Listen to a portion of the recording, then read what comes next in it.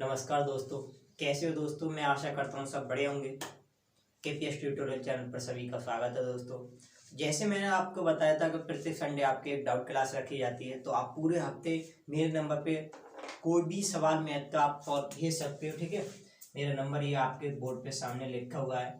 इस नंबर पे आप कोई सा मैथ का सवाल आप भेज सकते हो। और मैंने जैसे बताया कि प्रत्येक संडे आपकी डाउट क्लास मैं रखा करूँगा। जो भी सवाल इस नंबर पे आएंगे, उन सवालों की मैं सभी की एक वीडियो बना के अपने चैनल पर अपलोड कर देता हूँ, जिससे आपकी सभी की सॉल्व एक ही वीडियो में हो जाए। ठीक है दोस्तों, तो इसी प्रकार हमारी जो क्लासें हैं, लाइव क्लास भी आपकी डेली चलती है। रात सुबह 8 बजे रीजनिंग की क्लास, शाम 7 बजे जीके के क्वेश्चन चलते हैं, 8-9 बजे से रात के मैथ की क्लास चलती है। उनके मद्देनजर भी रखते हुए हमने एक क्लास स्टार्ट करी है प्रत्येक संडे को, डाउट क्लास। ठीक है दोस्तों, तो इसी प्रकार आज जो हमारी क्लास होने जा रही है वो 5वीं क्लास है प्रॉब्लम डे की। ठीक है दोस्तों, तो अगर किसी का कोई सवाल है तो इस नंबर पे आप भेज सकते हो, और जरा फोटो थोड़ा संभल के खींच के भेजा करो, जिससे मुझे वो सवाल करने में या लगाने में वीडियो में कोई दिक्कत की बात ना आए। ठीक है दोस्तों, तो सवाल का फोटो थोड़ा साफ भेजा करो, जिससे मुझे साफ दिखे, मैं सॉल्व कर सकता हूँ। अगर गंदा दिखता है या साफ नहीं दिखता है तो पढ़ने में थोड़ी दिक्कत आती है, सवाल करने में थोड़ी भी प्रॉब्लम आ सकती है। ठीक है दोस्तों, तो बिना टाइम वेस्ट किए हम आज का पहला सवाल स्टार्ट कर रहे हैं। तो पहला सवाल ये आपने भेजा है, बहुत ही बढ़िया सवाल। पहला सवाल हमसे कह रहा है कि एक 5.44 मीटर लंबे और 3.7774 मीटर लंबे चौड़े कमरे के फर्श का वर्गाकार टाइलें लगानी है, तो इस पर कम से कम टाइलों की आवश्यकता पड़ेगी। अब देखो दोस्तों, एक कमरा है, उस कमरे में हमें टाइलें लगानी है। तो टाइलें जो होती है वो टाइलों की लंबाई चौड़ाई तारों कैसी होती है, वर्गाकार होती है, लंबाई चौड़ाई दोनों कैसी होती है, समान होती है। मगर कमरे की लंबाई चौड़ाई समान हो भी सकती है, नहीं भी हो सकती है, हमें कोई मतलब उससे नहीं है। ठीक है, तो हम क्या लिखेंगे, पहला सवाल आपका ये, हम लिखेंगे टाइल्स की संख्या, कमरे का आयतन कितना है, कमरे का क्षेत्रफल बटे एक टाइल्स का क्षेत्रफल। अब देखो, कमरे का क्षेत्रफल होता है लंबाई गुणा चौड़ाई, तो लंबाई आपको दे रखी है कितनी,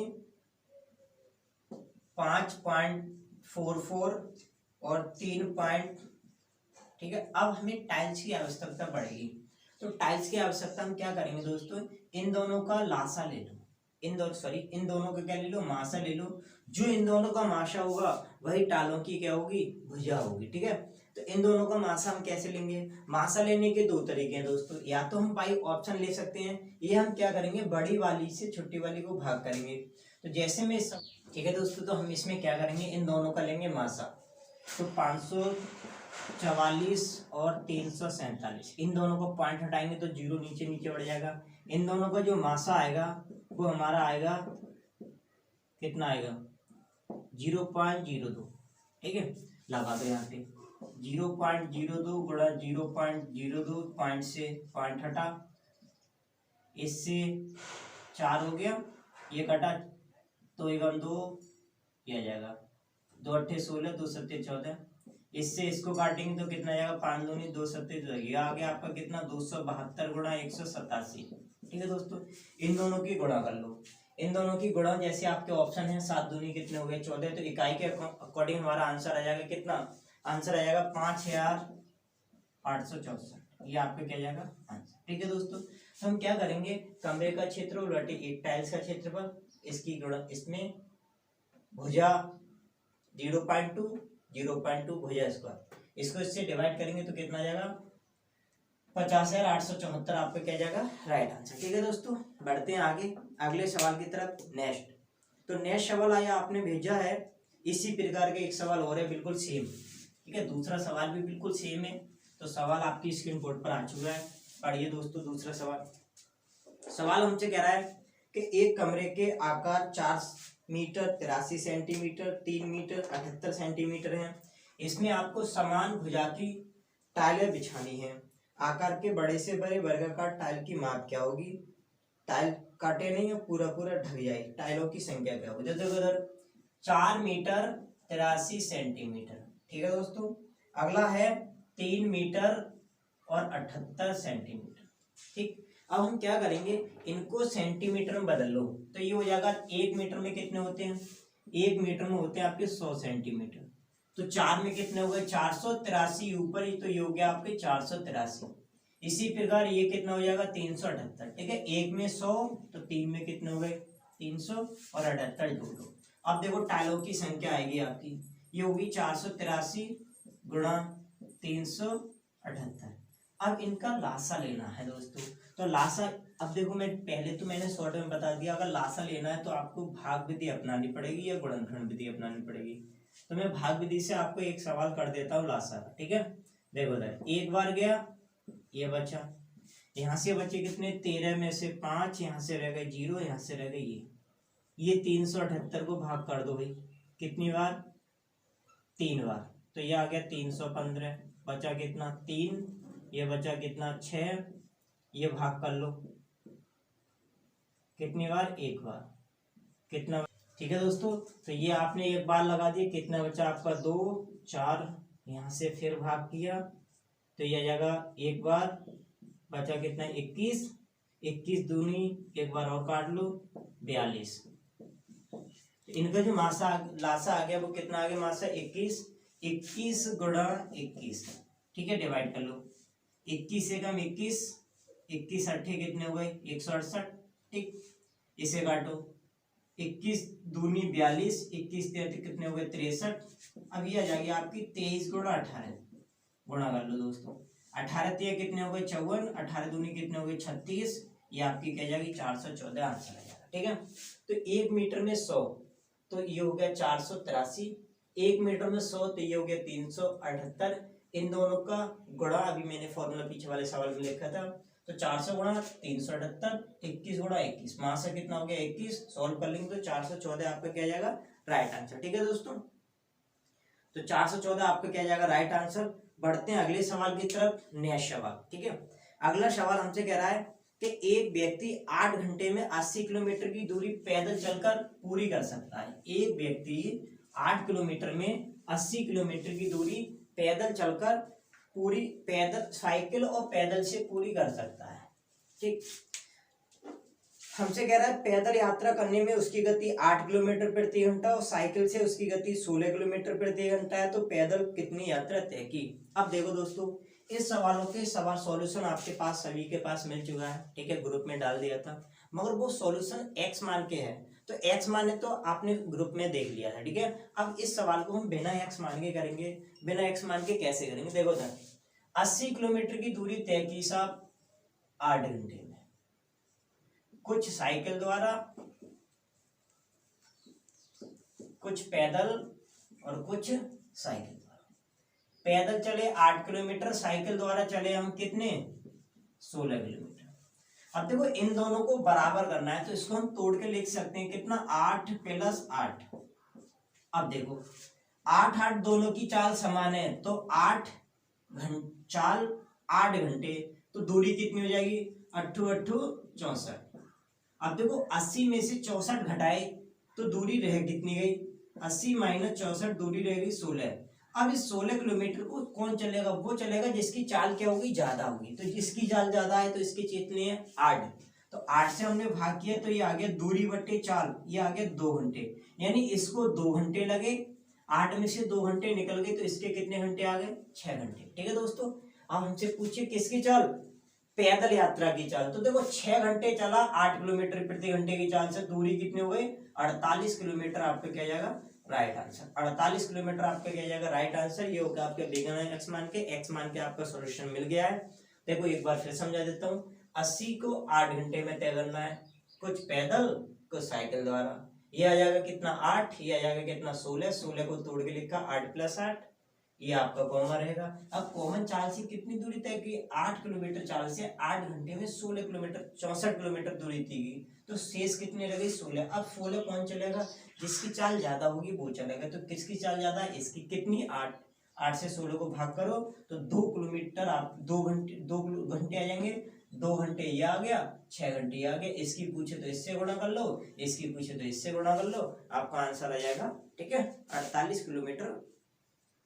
अब बढ़ते हैं आगे, नेक्स्ट सवाल। इसे मैं रब करता हूँ, स्क्रीनशॉट लेना चाहो ले लो, वरना वीडियो के बाद फिर देख लेना। ठीक है दोस्तों, वीडियो पसंद आ रही हो तो लाइक करना और अपने दोस्तों के पास शेयर करना। अगला सवाल, चौथा सवाल। चौथा सवाल कुछ इस तरह से है, हमसे कह रहा है ए अकेला उतना काम करता है जितना वी और सी मिलकर कर सकते हैं। ए तथा बी ने 9 घंटे 36 मिनट में काम कर सकते हैं, सी अकेला 48 घंटे में काम कर सकता है, तो दोनों उस काम बी अकेला कितने घंटे में पूरा करेगा। अब देखो सर, हमसे पहला सवाल कह रहा है कि ए उतना काम कर सकता है जितना वी और सी मिलकर कर सकते हैं, यानी यहां से अनुपात आ गया 1:1। अब आगे हमसे कह रहा है कि ए और बी और सी तो 48 घंटे ले रहा है, ए और बी ले रहा है 9 घंटे 36 मिनट। 36 मिनट को हमने घंटे में बदला तो ये आ गया 12 3 36, 12 5 60, 9 5 45 और 3 कितने हो गए 48/5। दोनों के एलसीएम लिया 48, ये आ जाएगा 5, ये आ जाएगा कितना 1। 48 से भाग किया तो 1 आया, 5 से गुणा करेंगे तो ये आया। इनकी हमने जोड़ा तो इनका आ गया 6। अब देखो ए और बी और सी तीनों की क्षमता जो आ गई, मैं लिख देता हूं, वो कितनी आ गई 6 आ गई, मगर यहाँ तीनों की क्षमता कितनी है 2। तो हम इसको 3 बनाना है, तो इसे हमने गुणा कर दी किससे 3 से, तो ये हो गया हमारा नया अनुपात।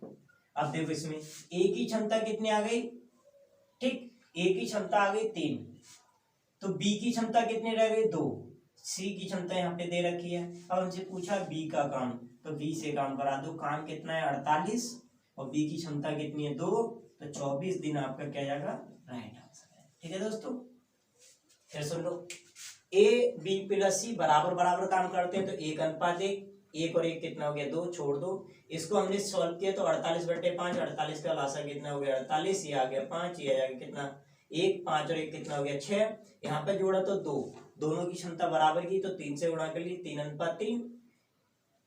ए की 3 तो बी की 2, 3 और 2 कितने हो गए 5, डिवाइड कर लो 24 घंटे, 24 दिन आपका क्या जाएगा 24 घंटे आपका क्या जाएगा राइट आंसर। ठीक है दोस्तों, घंटे है तो घंटे में आएगा सवाल, दिन है तो दिन में आता सवाल।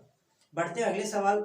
अगला सवाल आपके स्क्रीन बोर्ड पर आ चुका है, बहुत ही बढ़िया सवाल है। देखो सर, हमसे कह रहे हैं 2 नल एक साथ खोले जाने पर किसी खाली टंकी को 3 सही 3/7 घंटे में भर सकते हैं, जबकि नल बी अकेले उस टंकी को पूर्णतः भरने में 2 घंटे कम समय लेता है, तो नल ए को भरने में कितना समय लगेगा। देखो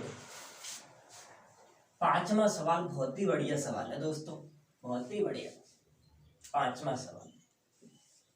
ठीक है दोस्तों, अब देखो हमसे कह रहे हैं कि दोनों मिलकर अगर भरें तो कितने घंटे लग रहे हैं, ये लग रहा है 7, 3 सही 3/7, यानी ये हो गया आपका 7 से 21, 24/7।